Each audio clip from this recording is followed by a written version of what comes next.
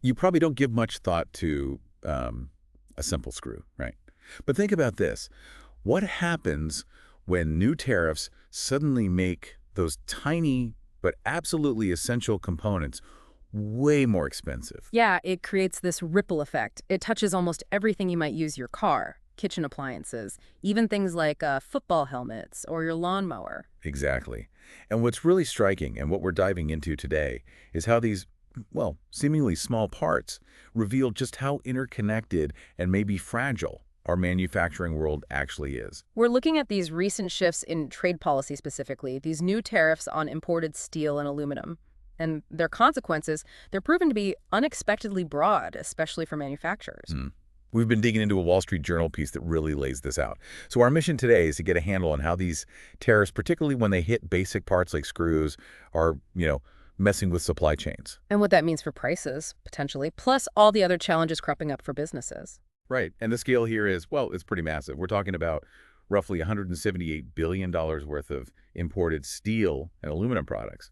They're now facing a 25% levy. Which is what, more than 3 times the amount hit back in 2018? Yeah, exactly. More than triple. And connecting this, to maybe a broader economic idea, these new tariffs, they're quite different from the 2018 ones. The scope is just wider. How so? Well, the earlier ones had more exemptions, more loopholes, you could say. These new ones, they're targeting not just the raw steel and aluminum, but also finished goods. Things like screws, nails, bolts. The stuff that holds everything together, the connective tissue, as the article puts it. Precisely. And that's a really key difference because it means the impact goes way beyond just the primary metal producers. So now you've got manufacturers in all sorts of sectors scrambling.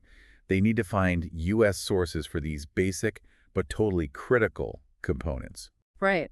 And there's a quote from Gene Simpson. He's president of Semblex. They make fasteners. He puts it very plainly. The production capacity we need doesn't exist here in the U.S. It's a select group of suppliers. Wow. That really highlights the immediate problem, doesn't it? Mhm. Trying to suddenly ramp up domestic production to meet this new demand.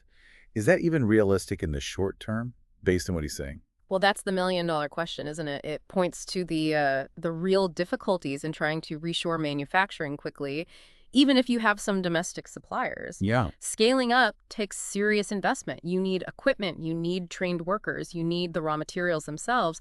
And like the article notes, the tariffs are also making the metal itself more expensive, whether it's imported or domestic metal used to make these fasteners. Ugh. So the double whammy. It really illustrates this fundamental point about supply chain vulnerability.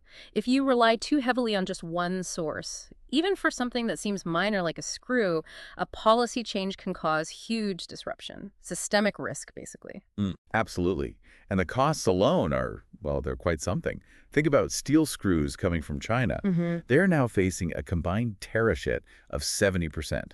That's the new 25%, plus an existing 45% duty. 70%. Yeah. The article gives this really clear example. Mm.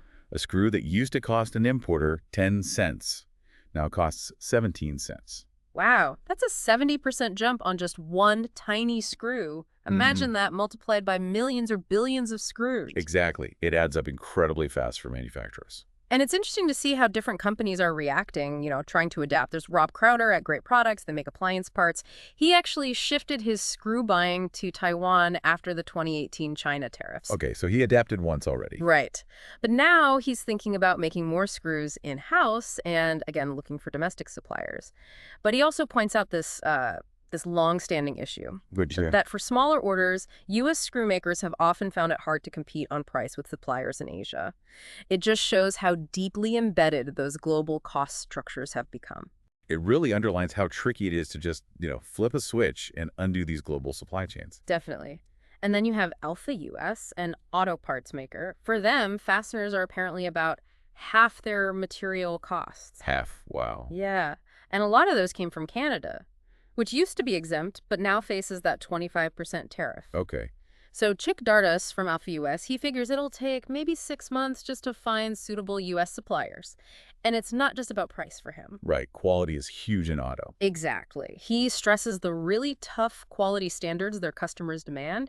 You can't just buy any old part off the shelf. It has to meet very specific requirements. And Dardis also mentioned something else, didn't he? Yeah. About where U.S. fastener makers get their steel. Yes, that's another layer of complexity. He points out that many U.S. fastener companies actually source their steel wire from Canada. Ah, so even shifting to a U.S. fastener supplier might not totally escape the tariff impact if the raw material is still coming from Canada. Precisely. It shows just how tangled these supply networks really are, often in ways you don't immediately see. And it's not just the cost of getting the materials, is it? There's also pushback from customers. That's a huge factor. Jim Derry at Field Fastener, another distributor, says he's getting letters from customers, and they're basically saying, nope, we're not paying more because of these tariffs. So manufacturers are caught in the middle. Higher costs coming in, but resistance to passing them on. Exactly. It puts them in a really tough spot. Where does that extra cost go? Does it eat into their profits? Do they have to cut costs somewhere else, maybe impacting quality or, jobs down the line? It raises big questions. The article gives specific examples, too, across different industries. Gene Simpson's company, Semblex, the one supplying the auto industry, he mentions the difficulty of passing on higher costs for steel wire, again, often from Canada, because their auto contracts lock in prices for months at a time. Right. And let's not forget, there's also that separate 25% levy on imported cars and auto parts hanging over the industry, too. It's another layer of pressure. Definitely. And it's hitting construction, too, right? Oh, absolutely. Annie Macias Murphy, she's with a commercial construction firm down in Florida. She's seeing costs jump 5 to 8% for steel building materials. Things like cable, rebar, even nails are up 4%. 4% on nails might not sound like much, but on a big project. It adds up. And Anirban Basu from the Associated Builders and Contractors, he warns that if these material costs don't ease up and interest rates stay high, we could see projects getting delayed or even canceled. He had that really stark quote. Yeah, they're saying, if I don't move forward with my project, I don't have to buy any steel. I don't have to buy nails. It's that direct. People just stop building. So what's the official thinking behind these tariffs? What's the administration's argument? Well, the argument is that they're meant to encourage domestic manufacturing, make imports more expensive, so companies look for U.S. sources instead. The stated aim is to close those loopholes they felt weakened the 2018 tariffs, getting rid of exemptions, ending duty-free quotas for steel and aluminum from certain countries.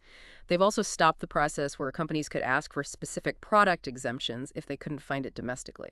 So the core idea is force the shift back to U.S. production. That seems to be the main rationale presented. Okay. Now, to really get a sense of the scale here, the article had some figures for 2024 imports affected by these policies. Articles of iron or steel, that was the biggest category. Yeah, $38.4 billion. Huge number. Followed by, interestingly, nuclear reactor and boiler machinery at $32.6 billion. Then aluminum at $25.2 billion. But the one that really jumps out, given our focus, is screws, bolts, and other fasteners. $6.6 billion worth. Exactly. $6.6 billion just for the small connectors. It really shows how deep these tariffs reach into the nuts and bolts of manufacturing, literally. And there were other categories, too. Vehicles, electrical machinery, furniture fittings. It's a long list. It really covers a wide swath of goods. Billions in furniture supports, electrical gear, base metals, even toys and sports equipment, aircraft parts. It goes on. And where are these fasteners mostly coming from? The data showed Taiwan leading. Yes, Taiwan was the top source in 2024, about $2.2 billion. Then China at around $1.2 billion. Despite the existing duties. Despite the duties, yes. Then Canada is third, around $400 million, even though they now face the tariff. After that, Germany, South Korea, Japan, Italy, India.